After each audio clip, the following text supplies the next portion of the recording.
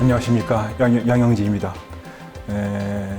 저는 양자암호를 포함한 양자정보이론을 전공했고, 오늘부터 3회에 걸쳐서 현대물리학으로 보는 세계와 나, 도대체 세계는 무엇인가, 나는 무엇인가 하는 것을 현대물리학으로 살펴보는 시간을 갖도록 하겠습니다. 첫 번째 시간에는 엔트로피를 중심으로 우리가 생명이라는 것을 어떻게 보아야 하는가, 어떻게 이해할 수 있는가 하는 문제를 다뤄보도록 하겠습니다. 물리학에서는 연력학 혹은 통계역학이라는 분야에서 엔트로피라고 하는 것을 다루고 있습니다.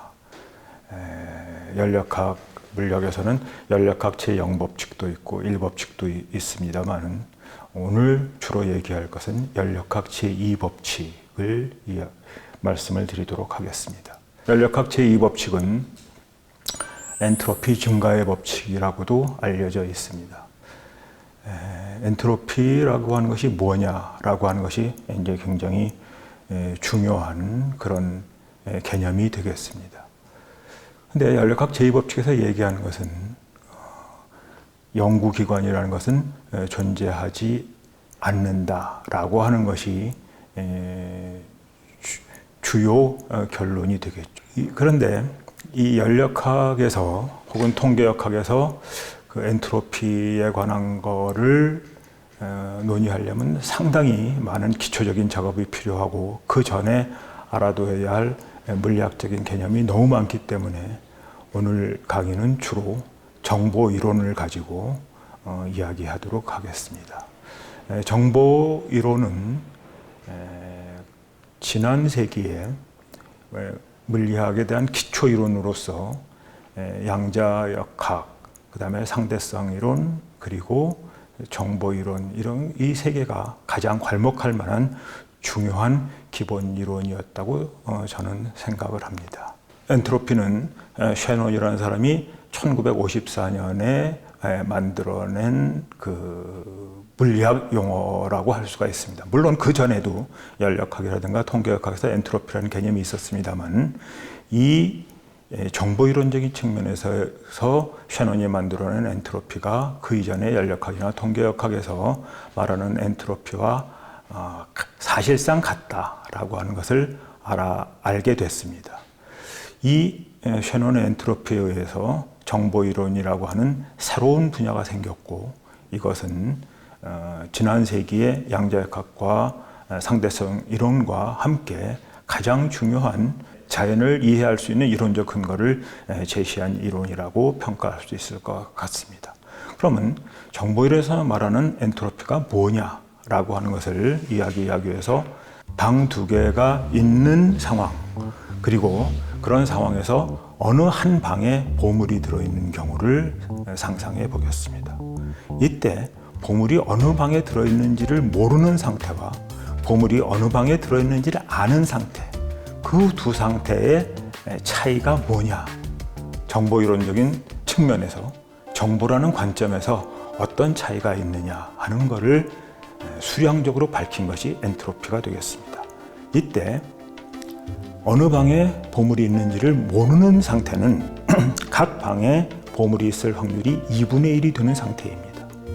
어느 방에 보물이 있는지를 완벽하게 아는 상태는 그 두 방 중에서 한 방의 확률이 1이고, 한 방에 보물이 있을 확률이 1이고, 다른 방에는 보물이 있을 확률이 0인 그런 상태가 됩니다. 계산을 해보면은 어느 방에 보물이 있는지를 모르는 상태의 엔트로피는 1이 됩니다. 그리고 정확하게 아는 상태에서의 엔트로피는 0이 됩니다. 다시 말하면 완벽하게 정보를 알고 있는 상태의 엔트로피가 0이라는 것이죠. 그리고 전혀 어디에 있는지에 관한 정보를 모르는 상태가 1이 됩니다. 그래서 완벽하게 모르는 것이 1이 되고 완벽하게 아는 것이 0이 되는 그것이 엔트로피입니다. 그렇기 때문에 엔트로피라고 하는 것은 내가 얼마나 모르는가, 나의 모르는 정도를 수량적으로 나타내는 물리량이다라고 생각할 수 있습니다. 모르는 상태가 1, 아는 상태가 0이라고 하면은 모르는 상태에 있는 사람이 아는 이것을 어디에 보물이 있는지를 아는 사람한테 물어볼 수가 있죠. 다시 말하면 모르는 상태에서 한 번에 영어로는 yes, no question, 우리말로는 스무고개와 같은 한 번의 질문과 답을 통해서 모르는 상태에서 아는 상태로 전이해 갈 수가 있는 거죠. 엔트로피가 1인 상태에서 엔트로피가 0인 상태로 갈 수가 있습니다. 이때 엔트로피의 값 1이라고 하는 것을 우리는 지금 비트라고 얘기합니다. 다시 말하면 우리가 많이 쓰는 용어죠. 이게 이제 엔트로피에서 나온 용어가 됩니다. 그래서 1비트, 모르는 상태는 1비트 정도의 그 무지의 정도다라고 하는 것을 나타내는 것이 엔트로피에서의 비트라고 하는 개념이 됩니다. 그래서 얼마나 모르느냐라고 하는 것이 비트라는 개념으로 표현이 됩니다. 따라서 엔트로피는 무지의 정도라고 우리가 해석을 할 수가 있게 됩니다. 그래서 엔트로피를 음의 정보라고 이야기할 수도 있고 정보라는 것을 음의 엔트로피라고도 이야기할 수가 있습니다. 여기서 연력학 제2법칙의 여러 이야기들을 이것으로부터 풀어낼 수가 있습니다. 연력학에서 엔트로피가 증가한다는 건 뭐냐 하면은 엔트로피가 음의 정보이기 때문에 그리고 정보는 음의 엔트로피이기 때문에 엔트로피가 증가한다는 것은 정보가 감소한다는 것을 의미합니다. 예를 들면은 이런 거죠. 마당에 있는 낙엽을 한 군데 쓸어 모았다 라고 하는 것은 낙엽의 위치가 있는 위치에 대한 정보가 굉장히 증가한 겁니다. 그래서 낙엽을 한 군데로 쓸어 모으게 되면은 우리가 일상적으로 어떤 경험을 하게 되냐면 이 쓸어 모은 낙엽이 퍼지기는 하죠. 그러나 곳곳으로 흩어지게 된 낙엽이 저절로 한 군데로 모아지지는 않습니다. 그러니까 물리적 현상이 어떤 방향성을 갖는다는 것을 보여주는 겁니다. 낙엽이 흩어지는 방향으로는 가지만 흩어진 낙엽이 다시 저절로 모아지진 않는다. 다시 말하면 낙엽의 위치에 대한 정보가 소실되기는 하지만 위치에 대한 정보가 저절로 증가하지는 않는다 하는 것이 엔트로피 증가의 법칙 혹은 연력학 제2법칙이라고 할 수가 있습니다. 따라서 자연 상태에서 노력을 가하지 않는 한 특별한 노력을 가하지 않는 한 엔트로피는 저절로 증가한다. 정보는 저절로 감소한다. 라고 하는 것이 정보이론에서 보는 엔트로피 증가의 법칙. 그리고 이거는 연력학 제2법칙이나 통계학에서 말하는 연력학 제2법칙하고 서로 연결이 됩니다. 여기서 문제가 되는 것은 그러면은 이렇게 엔트로피가 증가한다는 거하고 생명체가 진화한다는 거하고 도대체 어떤 관계가 되느냐라는 문제가 생길 수가 있습니다. 엔트로피가 증가한다면 생명의 진화가 과연 가능한가 하는 문제가 됩니다. 왜 그러냐 하면은 생명이라고 하는 것은 굉장히 정보가 고도로 집약된 그런 체계라고 볼 수가 있습니다. 오늘날 과학이 많이 발달했지만 생명체를 구성하는 세포 하나를 모형을 만들지를 못하는 정도로 생명체는 복잡합니다. 세포 하나만 하더라도 수백 개의 세포가 모여서 우리 몸을 이루는데 우리 몸을 이루는 그 세포 하나를 시뮬레이션을 못합니다. 사실상 아마 세포 하나에 작용을 할 수 있는 장치를 만든다면 거대한 빌딩보다 더 큰 그런 거가 돼야 될 텐데 그렇게 생명은 복잡한 거거든요. 세포 하나만 보더라도 그렇게 정보이론적인 측면에서 보면 생명이라고 하는 것 자체가 생명체라고 하는 것 자체가 그렇게 고도로 정보가 집약되어 있는 체계가 생명체입니다. 그런데 진화의 역사를 보면은 수십억 년 전에 아주 기초적인 그런 생명에서부터 지금은 고도로 진화된 생명체가 나왔단 말이에요. 이거는 정보가 아주 점점 집약되는 그런 과정을 보여줍니다.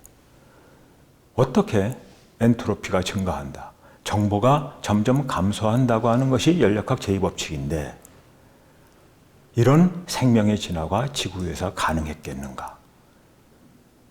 어떻게 이것이 가능한가라고 하는 것을 말씀을 드리려고 합니다. 그런데 여기서 우선 엔트로피가 증가하기 때문에 생명체의 진화가 불가능하다고 하는 것이 만약에 사실이라면은 엔트로피가 증가하면 생명체가 어린아이가 어른으로 성장할 수도 없다라고 하는 것을 의미하게 됩니다. 왜냐하면 어린아이는 정보량이 작은 거란 말이에요. 근데 어른은 이 덩치가 커지면 정보량이 커지게 되거든요. 어린아이가 어른으로 자라는 것은 엔트로피 증가의 법칙과 위배되지 않느냐라고 하는 생각을 똑같이 할 수가 있습니다. 근데 이거는 엔트로피 증가의 법칙을 잘못 이해하기 때문에 벌어지는 일이 됩니다. 왜냐하면은 물리학의 모든 법칙은 그 법칙이 가지고 있는 어떤 한계라고 하는 것을 명확하게 아는 게 굉장히 중요합니다. 제가 아까 얘기하면서 엔트로피 증가의 법칙을 얘기하면서 가만히 놔두면 혹은 자연적으로라고 하는 표현을 썼습니다. 가만히 놔두면 혹은 자연적으로라고 하는 것은 특별한 노력을 가하지 않는 한이라고 하는 전제 조건을 얘기합니다. 특별한 노력을 가하지 않는 한. 마당에 쓸어 모아놓은 낙엽은 저절로 퍼지게 된다. 혹은 커피잔에 뿌려놓은 커피 가루는 저절로 컵 전체로 퍼지게 된다 하는 것이죠. 그러나 특별한 노력을 가하면, 다시 말하면은 마당에 낙엽을 쓸어 모으는 노력을 가하면 낙엽이 한 군데로 모일 수가 있습니다. 이때는 특별한 노력이 가해진 거예요. 이런 노력이 가해지면 엔트로피가 감소할 수가 있다. 정보가 증가할 수 있다고 하는 거죠. 커피잔에 커피가 컵 전체로 퍼져 있는 상태에서 우리가 거기에 열을 가해요. 그래서 물을 다 증발시켜. 그러면은 커피가 한 군데로 다 모이게 됩니다. 특별한 노력을 가하면, 여기에 에너지를 가하면 커피잔에 있는 커피잔 전체로 퍼져 있던 커피를 한 군데로 모을 수가 있습니다. 이게 에너지가 투입이 되는 거예요. 특별한 노력을 가하는 거예요. 그러면은 그런 경우에는 엔트로피가 감소할 수 있고 정보가 증가할 수 있다 하는 것이죠. 지구상에서 수십억 년 동안 생명이 진화했던 이 기막힌 사건이 일어날 수 있었던 것은 태양으로부터 에너지가 계속 유입될 수 있었기 때문입니다. 태양으로부터 에너지가 유입됨으로써 엔트로피가 감소하고 정보가 증가하는 생명의 진화라는 과정이 지구상에서 가능했다는 것이죠. 그래서 에너지가 유입되는 경우에는 생명이 진화할 수 있고 어린아이가 클 수 있고 엔트로피가 감소할 수 있고 정보가 증가할 수 있다라고 하는 거죠. 이것은 생명이라고 하는 것이 굉장히 중요한 특성을 가지고 있기 때문에 가능합니다. 생명의 가장 중요한 특성은 그 자체가 외부하고의 어떤 막을 형성하고 있다고 하는 거죠. 우리 피부가 그런 거죠. 이것은 세포에서도 마찬가지입니다. 세포는 세포막으로 둘러싸여 있습니다. 그래서 세포막 안에 있는 생명물질은 그 바깥하고 어떤 경계를 이루는 거예요. 우리 몸의 피부도 바깥하고 그런 경계를 이루고 있습니다. 그러나 이것은 바깥하고 구분하는 것이지 바깥하고 단절되어 있다는 것은 아닙니다. 다시 말하면 바깥하고 계속적으로 소통을 하는 거예요. 이게 에너지를 사용하는 겁니다. 우리 몸은 소화와 호흡이라고 하는 아주 중요한 대사 과정을 가지고 있습니다. 소화는 음식물을 먹어서 음식물 안에 있는 에너지를 흡수하는 것을 소화라고 합니다. 그리고 이렇게 흡수한 것을 에너지로 사용할 수 있게 바꾸는 것, 그것이 호흡 과정입니다. 이 두 개의 신진대사 과정을 통해서 우리는 외부하고 접촉을 하는 거죠. 이 접촉이 없어지면, 외부하고 소통을 하지 않게 되면 생명체는 금방 자신의 생명 현상을 더 이상 할 수 없는 상황으로 바뀝니다. 우리가 음식물을 섭취하지 않으면은 아주 길어야 한 달 안에 죽게 되고, 호흡을 하지 않게 되면은 길어야 5분 안에 죽게 될 수 있습니다. 다시 말하면 끊임없이 외부하고 뭔가를 교환함으로써, 다시 말하면 외부에 의존함으로써 생명이 유지되는 거죠. 그리고 그 과정에서 외부에서 에너지를 흡수하고 그 에너지를 사용하는 그런 상태가 생명체입니다. 이렇게 생명이 외부의 에너지를 사용함으로써 우리는 우리의 몸의 온도, 체온이죠. 체온을 외부하고는 다른 상태로 유지할 수가 있는 겁니다. 우리의 체온이 36.5도라고 하는 것은 이 주변하고 굉장히 다른 거예요. 아주 극심한 비평형 상태입니다.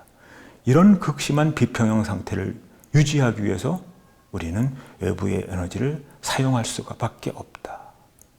다시 말하면 외부하고 연관과 의존의 관계, 불교적으로 말하면 연기적인 관계를 유지함으로써만 생명이 유지된다. 그리고 이렇게 에너지를 사용함으로써 엔트로피 증가의 법칙이 말하는 것과는 다르게, 그러니까 엔트로피 증가의 법칙이 말하는 그 영역이 아니에요. 생명은 그 바로 바깥에 있는 겁니다. 엔트로피 증가의 법칙이 얘기하는 것과는 다르게 진화가 가능하고 어린아이가 어른으로 클 수 있는 그런 성장의 과정이 가능하게 된다 하는 겁니다. 여기서 우리는 생명의 아주 중요한 그 특성을 볼 수가 있는 거죠. 이거와 관련해서 켈빈과 다윈이 지구의 나이에 대해서 얼마나 다르게 생각했었던가 한 유명한 일화를 소개해 보겠습니다. 켈빈은 그러니까 절대온도 0도를 나타내는 걸 켈빈 몇도라고 K라고 쓰는 그 켈빈입니다.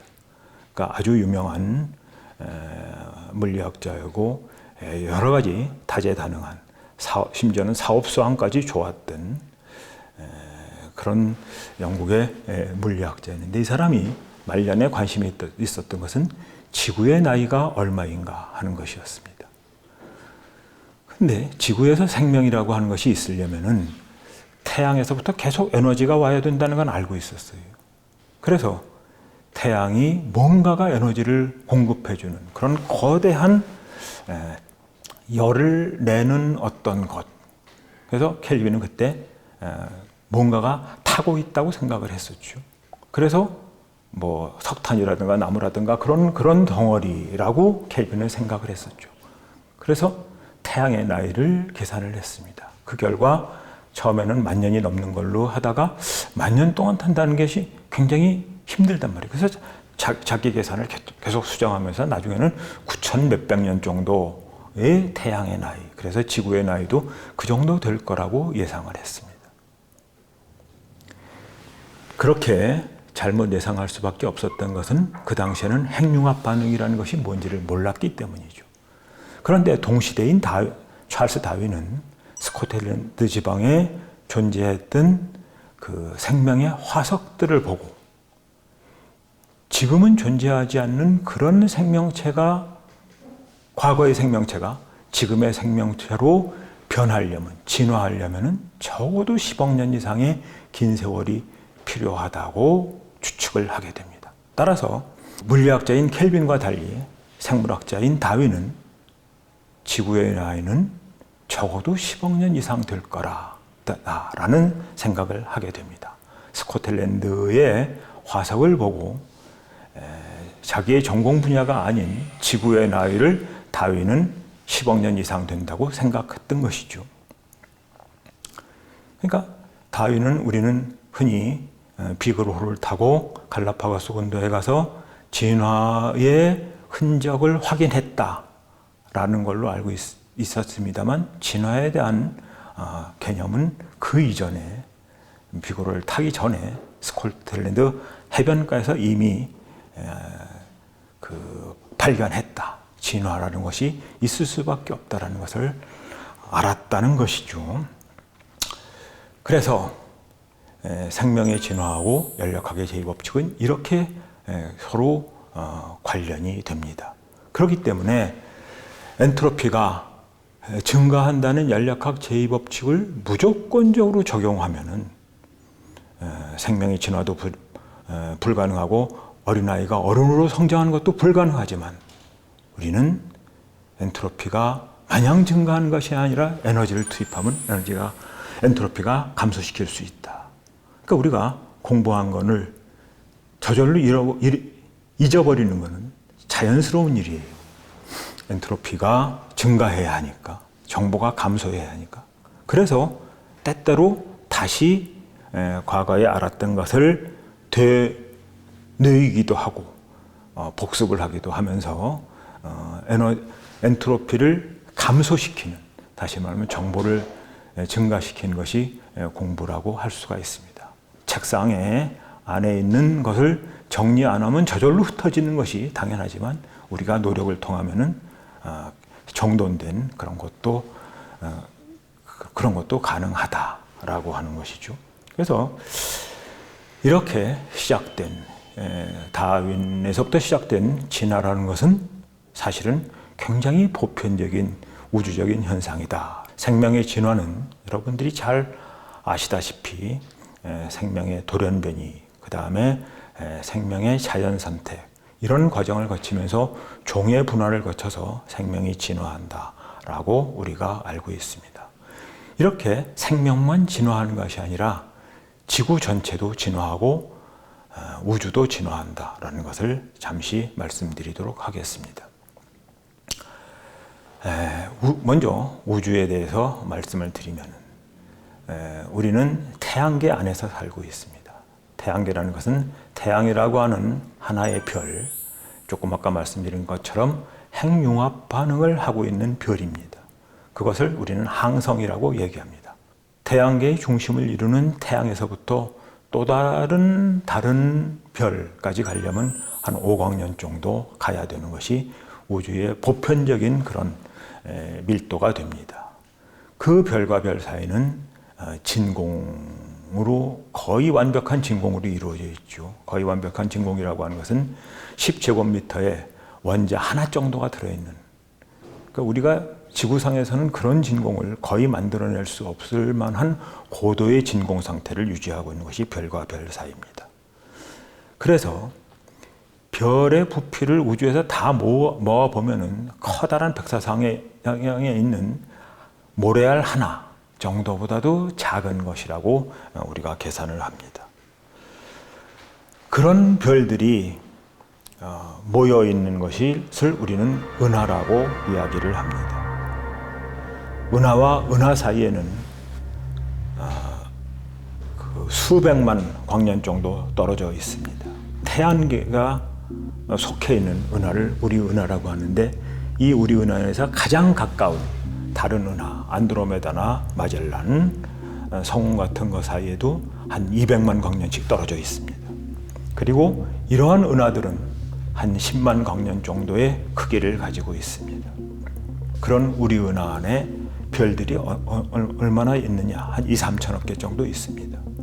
그리고 이런 은하들이 역시 또 한 2-3천억 개 정도 존재합니다. 그래서 한 10여 년 전에 호주 천문대가 우주에 있는 별이 얼마나 정도 있는가라고 하는 것을 계산해 봤는데 대충 7천억 곱하기 한 1,000억 개 정도의 별들이 존재한다고 그렇게 생각을 합니다. 이런 별이 있는 은하는 항상 그 모습을 바꿔갑니다. 그래서 가령 우리가 보는 지금의 북두칠성의 모습은 10만 년 전에는 상당히 다르고 앞으로 10만 년 후에는 상당히 다를 겁니다. 그것뿐만 아니라 별은 아무것도 없는 것처럼 아까 말씀드린 고도의 진공 상태에 흩어져 있는 수소 원자들이 모이게 되면은 진화의 과정을 거치면서 별이 생성이 됩니다. 별이 생성이 된다는 것은 그런 수소 원자들이 중력에 의해서 모여서 내부의 온도가 10억 도 이상 되면은 그 자체에서 핵융합 반응이 생겨나게 되고, 핵융합 반응이 일어나게 되면 열과 에너지를 주변으로 발산하게 되죠. 그리고 이렇게 별이 생성이 되면은 100억 년 정도의 긴 세월 동안 그 상태에 머물러 있게 됩니다. 이 머물러 있다고 하는 것은 중력에 의해서 별을 수축시키려고 하는 작용이 있고, 내부에서 핵융합, 그러니까 어마어마한 폭발로 별을 바깥으로 내뿜는 이 핵융합 에너지와 중력이 균형을 이루면서 별의 상태를 일정하게 유지하는 그런 상태에 있는 거죠. 그게 한 100억 년 정도 지속이 됩니다. 성주계공이라고 본다면은 성간 물질이 있는 아무것도 없는 상태는 공이라고 볼 수 있습니다. 그리고 10억 도 이상의 온도가 낼 때까지 그 성간 물질이 모이는 그런 상태를 우리는 성의 관계, 이루어지는 과정이라고 볼 수가 있습니다. 그리고 10억 도에 이르면서 핵융합 반응을 일으키면서 일정하게 그 상태를 유지하는 100억 년 정도 그 상태를 유지하는 그 과정은 주라고 볼 수가 있습니다. 우리가 태양은 지금 이런 성주계공의 주의 상태에 도달해 있는 겁니다. 이런 상태가 한 100억 년 정도 계속이 됩니다. 그러니까 이것이 핵융합 반응이에요. 핵융합이라고 하면은 굉장히 특별한 이상한 거라고 생각하는 게 보통인데, 이게 이제 무기로 보면 수소폭탄에 해당이 되는 겁니다. 그런데 핵융합 반응은 사실은 우리가 매일매일 보고 있는 거예요. 태양이 핵융합 반응을 하는 거니까요. 그러니까 바깥에만 나가면은 바깥에 나가서 태양을 보게 되면 그것이 핵융합 반응의 현장이다. 너무나 멀리 떨어져 있어서 우리한테 따뜻한 빛을 주는 정도로 보이지만 그 표면은 섭씨 6,000도 정도에 이르는 어마어마한 불덩어리죠. 그러다가 100억 년 이상이 되면 그 다음에 그것이 여러 단계를 거치면서 괴멸하게 됩니다. 이것이 괴의 단계죠. 그래서 우주에 있는 모든 별들은 성간물질에서 별이 이루어지고 다시 괴멸하게 되는 그런 과정을 거친다. 이것이 우주의 진화죠. 굉장히 복잡한 과정이라고 알려져 있습니다. 그러면 이렇게 우주만 진화하느냐라고 하는 게 아니라 우리가 살고 있는 지구도 진화한다 하는 거죠. 우리나라에는 경상북도의 그 북부에서부터 평안남도 남부까지 아주 넓은 지역에 석회암지대가 형성되어 있습니다. 그리고 그것과 함께 삼엽충의 화석도 아주 많이 있습니다. 우리나라에 이렇게 석회암지대가 널리 퍼져 있는 것은, 석회암이 뭐냐 하면 퇴적암이거든요. 우리나라의 지형 자체가 아주 먼 옛날에는 바다였다는 것을 얘기합니다. 그것도 적도 지역에 있었던 얕고 따뜻한 바다였습니다. 그래서 그 얕고 따뜻한 바다에 생명체, 조개 껍질 같은 것이 모여서 퇴적된 것이 지금 우리가 알고 있는 석회암입니다.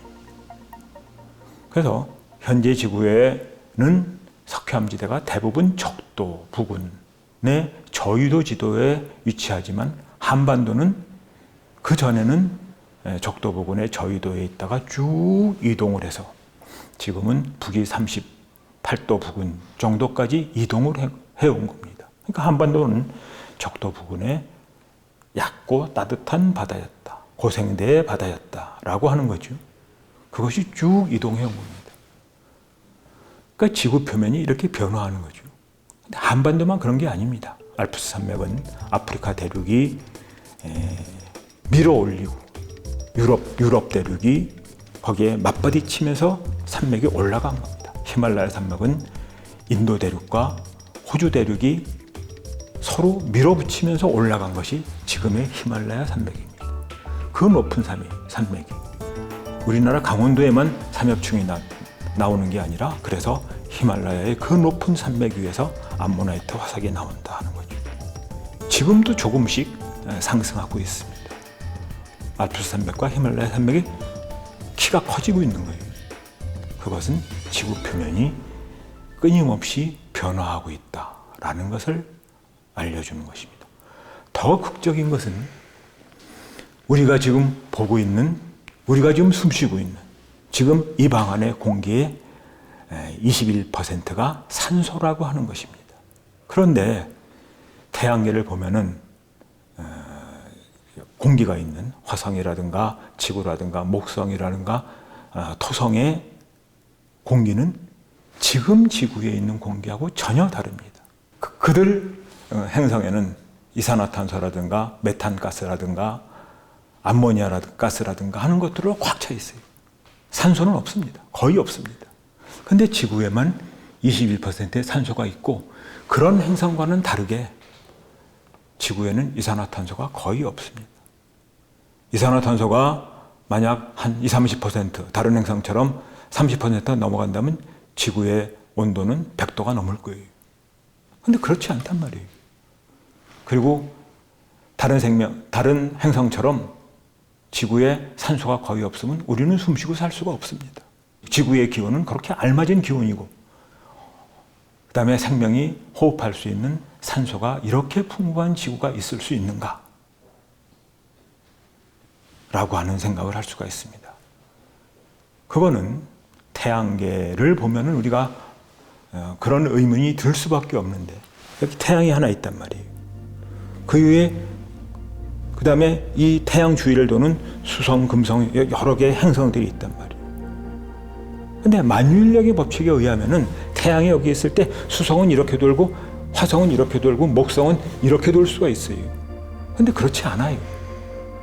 태양계에 있는 여러 행성들은 전부 같은 방향으로, 물론 하나 예외가 있습니다만 거의 대부분 같은 방향, 같은 평면에서 돌아요. 이 평면이 5도 정도밖에 차이가 나지 않습니다. 이 말은 태양계에 있는 여러 행성들이 태양계가 만들어질 때 같이 만들어졌다고 하는 것을 의미할 거라고 추측합니다. 전부 다 같은 해성도 같은 방향으로 돌아요. 같은 평면에서 돈단 말이에요. 그렇기 때문에 원시지구도 다른 행성과 마찬가지의 그런 대기의 조성비를 가지고 있었을 거라고 추측을 합니다. 그런데 지구는 아주 달라요. 지구는 아주 적은 이산화탄소를 가지고 있고 아주 풍부한 산소를 품고 있습니다. 왜 그런가 하는 것을 알아보겠습니다. 이산화탄소는 우리가 산소 호흡을 하면서 내뿜는 것이기도 하고 뭔가가 탔을 때 나오는 부산물이기도 하고 화산이 폭발했을 때 나오기도 하는 기체입니다. 원시지구도 다른 행성과 마찬가지로 대기의 주성분이었으리라고 생각합니다. 그리고 지층을 분석해 본 바로는 5억 년 전은 현재의 20배였습니다. 주라기에만 하더라도 지금의 4배 내지 5배였다고 추측을 합니다. 그러나 오늘날에는 부피로 봐서 0.04%밖에 안 됩니다. 어떻게 이렇게 이산화탄소가 줄어들 수 있었겠는가? 그거는 지구상에 존재했던 생명체, 다시 말하면 조개라든가 하는 것들이 이산화탄소를 자기의 몸의 껍데기로 만든 거예요.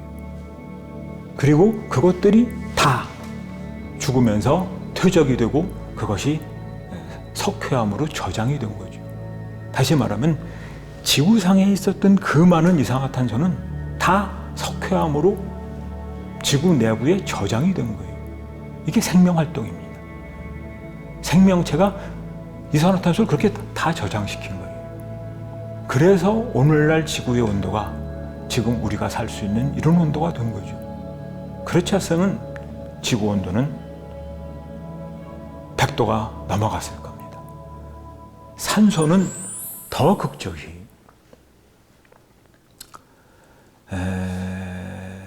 지구상에 있는 그 지질학적인 근거에 의하면 지구 최초의 생명체는 38억 년 전에 나왔다고 생각을 합니다.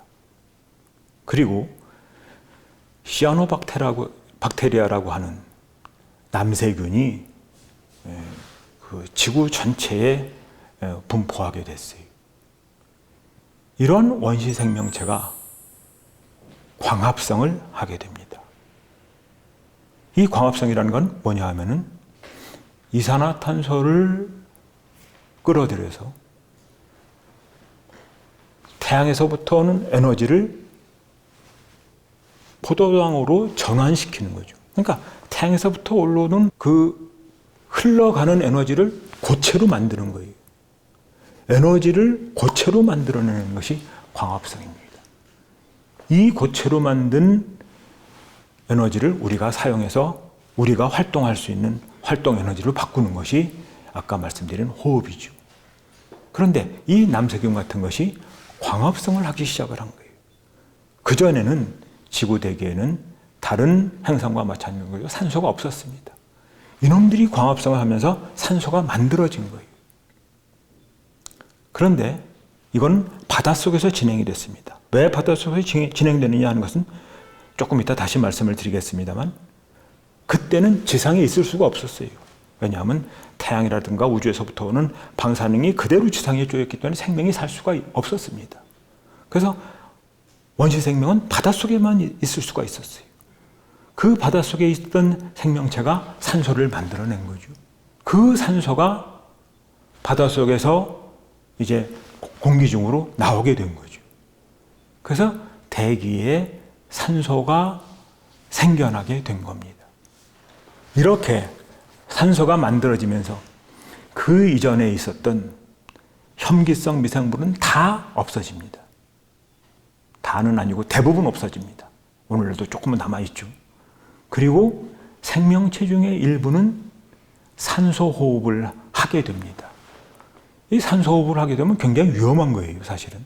우리가 운동을 극심하게 되거나 피로하게 됐을 때 그 활성산소가 나오는 것처럼 산소는 굉장히 생명체에 위험한 겁니다. 그렇지만 에너지를 아주 효율적으로 쓸 수 있는 것이 산소호흡이기 때문에 생명체는 이 산소호흡을 하는 걸로 진화를 한 거예요.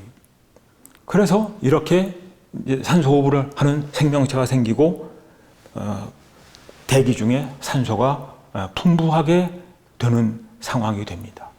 이렇게 산소가 풍부하게 되면서 대기권 상층부에 산소가 태양에서부터 오는 여러 가지 자외선이나 방사선을 맞으면서 오존층이 만들어져요.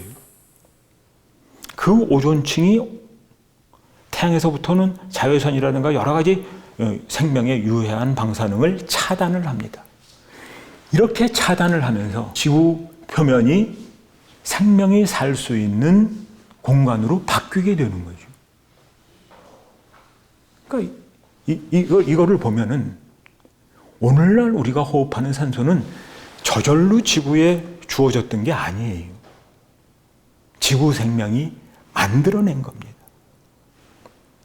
이게 굉장히 중요한 거예요. 다시 말하면 그 전에는 우리가 어떻게 생각했었냐면 지구라고 하는 천체에 있고 그 천체에 그냥 붙어 사는 게 생명이라고 생각했어요. 그런 게 아니다 하는 것을 우리는 알게 됩니다. 원시 녹조류에서부터 시작된 생명이 했던 과합성의 작용으로 해서 지구 대기가 태양계에 있는 다른 행성과 다르게 산소를 풍부하게 가질 수 있게 됐다. 그러니까 생명이 지구를 바꾸는 거예요. 이산화탄소를 극적으로 감소시켰고, 그래서 우리가 살기 좋은 대기 온도가 만들어졌고, 산소가 풍부한 지구를 만들면서 우리가 호흡을 하게 된 거죠. 이것이 전부 다 생명 과정입니다. 생명이라고 하는 것이 지구를 바꾼 거예요. 고정되어 있는 게 없습니다. 그래서 생명도 진화를 하지만 지구도 진화하고, 아까 보았듯이 우주도 진화하는 것입니다. 이것을 공진화라고 합니다. 그러니까 나만 주위에 의존하고 주위하고 서로 교류를 하는 게 아니에요. 주위하고 소통하는 게 아니에요. 생명체만 소통하는 것이 아니라 생명체와 지구도 서로 소통을 하면서 서로 변화하는 거죠. 그리고 우주의 모든 것도 공해 상태에서 성으로 옮겨가고 주하고 괴하고 하는 그런 변화의 과정을 거치고 지구 자체도 그렇게 변한다. 그래서 지구 대기와 지구의 지표면과 그런 모든 것들이 서로 주고받으면서 이런 그 변화의 과정을 거친다. 이것이 생명이죠. 그래서 가령 이런 연관과 의존의 관계에 의해서 계속적으로 변화해 가는 것은 생명, 세포와 생명뿐만 아니라 지구도 그렇고 우주 전체도 그렇다. 그것들은 모두 다 연관과 의존을 관계를 통해서 생존을 확보하고 있고 상호 존재하는 그런 의존과 연관의 관계, 불교적으로 말하면 연기의 관계를 계속적으로 유지한다. 그럴 때 우리는 여기서 이제 이러한 진화의 과정이 무엇냐라고 하는 거에 관해서 이게 불일불이의 과정이다. 불일, 동일한 것도 아니고 불이, 서로 다른 것도 아니에요. A라는 것이 있었으면 B라는 것이 있게 되는데 이것은 서로 다르기 때문에 동일하지 않지만 A라는 것이 없었으면 B라는 것이 존재하지 않은, 이것이 변화해서 이것이 가는 불일불이의 관계 혹은 불상부단의 관계를 유지하는 것이 생명이고, 이것이 사실은 생명뿐만 아니라 지구도 그렇고 우주 전체도 그렇다. 이렇게 변화하고 진화한다고 하는 것은 그 모든 것이 무아의 존재이기 때문에 그렇다. 자기의 이때 아는 아트만의 음역입니다. 무아할 때 아는 내가 없다고 하는 것이고도 되지만, 변화하고 진화하는 것은 내가 고정된 본성을 가지고 있지 않기 때문에 무아이기도 하지만, 아트만이라고 좀 더 넓게 해석을 하면은 불교에서 말하는 자성, 자기 스스로 성립하는 고정된 본성을 가지고 있지 않은 것도 그걸 무아라고 얘기합니다. 그래서 지구와 지구 생명과 우주 전체가 진화하고 변화한다고 하는 것은 그 모든 것이 무아의 존재다. 끊임없이 변화하고 진화하는 과정에 있는 것이다. 하나도 고정된 본성을 가지고 있지 않다. 그래서 그것들은 다 서로 주고받으면서 상호 의존과 연관을 관계를 유지하면서 불일불이하고 불상부단한 진화의 과정을 거친다라고 우리는 생각할 수가 있습니다. 엔트로피 증가의 법칙만 알면은 설명할 수 없는 생명, 그 다음에 지구의 변화, 우주 전체의 진화라고 하는 것을 우리는 확인할 수 있습니다. 이것으로 오늘 엔트로피와 지구 생명에 대한 이야기를 마치도록 하겠습니다.